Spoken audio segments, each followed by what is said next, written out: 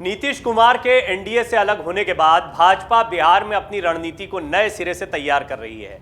एक तरफ भाजपा नीतीश के झटके से सत्ता से बाहर हो गई है, तो वहीं वो इसे अपने दम पर विस्तार करने के मौके के तौर पर देख रही है। यही वजह है कि पार्टी के बड़े नेताओं ने बिहार पर फोकस बढ़ा दिया है। अमित शाह बिहार का दौरा करने वाले हैं और उससे पहले नेताओं ने कमर कस ली है। खासतौर पर सीमांचल इलाके पर भाजपा फोकस कर रही है, जहां ध्रुवीकरण की संभावनाएं ज्यादा हैं। भाजपा ने यूपी और झारखंड की तरह ही बिहार में भी अपने दम पर आगे बढ़ने की रणनीति पर काम शुरू कर दिया है। अमित शाह 23 सितंबर को बिहार के दौरे पर आने वाले हैं। उससे पहले मोदी एट 20 पुस्तक की लॉन्चिंग के मौके पर 18 सितंबर को स्मृति ईरानी भी पटना आ रही हैं। भाजपा के प्रदेश अध्यक्ष संजय जायसवाल ने कहा, स्मृति ईरानी का दौरा अलग है, जबकि अमित शाह भाजपा के जनसंपर्क अभियान के तहत आ रहे हैं। सीमांचल में प्रोग्राम पहले से तय किए गए हैं, अब उसके आगे की योजनाओं पर भी काम किया जाएगा। यदि कुछ लोग हर चीज को जाति और धर्म के एंगल से ही देखना चाहते हैं, तो फिर हम क्या कर सकते हैं, हमारा काम नहीं रुकेगा। जायसवाल ने कहा कि 17 सितंबर को पीएम नरेंद्र मोदी का जन्मदिन है। इसके बाद से 15 दिनों तक भाजपा सेवा सप्ताह का आयोजन करेगी। इस दौरान कार्यकर्ता सभी लोगों से मुलाकात करेंगे, जनसंपर्क किया जाएगा। बीते साल खुद सीएम नीतीश कुमार ने पीएम मोदी के जन्मदिन के मौके पर एक ही दिन में 30 लाख कोरोना टीके लगाने का आह्वान किया था। एक वैक्सीनेशन कैंप में नीतीश कुमार खुद ही गए थे। अब अमित शाह ने मुस्लिम बहुल सीमांचल इलाके में दौरे करने की तैयारी की है। इस दौरान अमित शाह भाजपा कार्यकर्ताओं की एक मीटिंग में हिस्सा लेंगे। इसके अलावा पूर्णिया और किशनगंज में रैलियों को संबोधित करेंगे।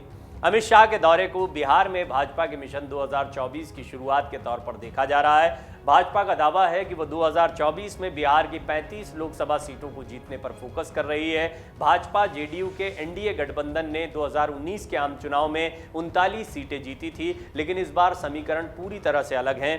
भाजपा अलग है, जबकि जेडीयू ने आरजेडी, कांग्रेस, हम, सीपीआई समेत कुल 6 दलों के साथ गठबंधन कर लिया है। अब यहां पर बड़ी बात यह है कि नीतीश कुमार के अलगाव के बाद भाजपा ने आगे की रणनीति पर काम शुरू कर दिया है। उसकी कोशिश होगी कि सीमांचल के इलाके में वो पोलराइजेशन कर सके, जहां मुस्लिम आबादी बड़ी संख्या में है। राजनीतिक विश्लेषक यही मानते हैं।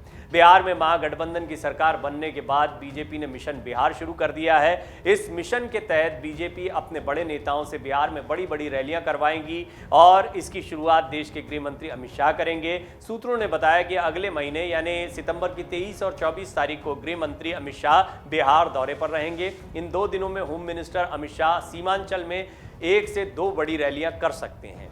पूर्णिया में 23 सितंबर को होने वाली रैली में बिहार के सभी बड़े नेता मौजूद रहेंगे, जबकि इसे मुख्य रूप से गृह मंत्री अमित शाह संबोधित करेंगे। दूसरे दिन 24 सितंबर को अमित शाह किशनगंज में एक जनसभा को संबोधित कर सकते हैं। बीजेपी गृह मंत्री अमित शाह के जरिए महागठबंधन के गढ़ में सेंध लगाने के मकसद से ये कार्यक्रम आयोजित कर रही है। इसे देखते हुए सीमांचल इलाके को बीजेपी ने अपना पहला केंद्र बनाया है। इसी साल 30 और 31 जुलाई को गृह मंत्री अमित शाह और बीजेपी के राष्ट्रीय अध्यक्ष जेपी नड्डा बिहार के दौरे पर थे, जहां उन्होंने पटना में संयुक्त मोर्चे की राष्ट्रीय कार्यकारिणी की मीटिंग में हिस्सा लिया था।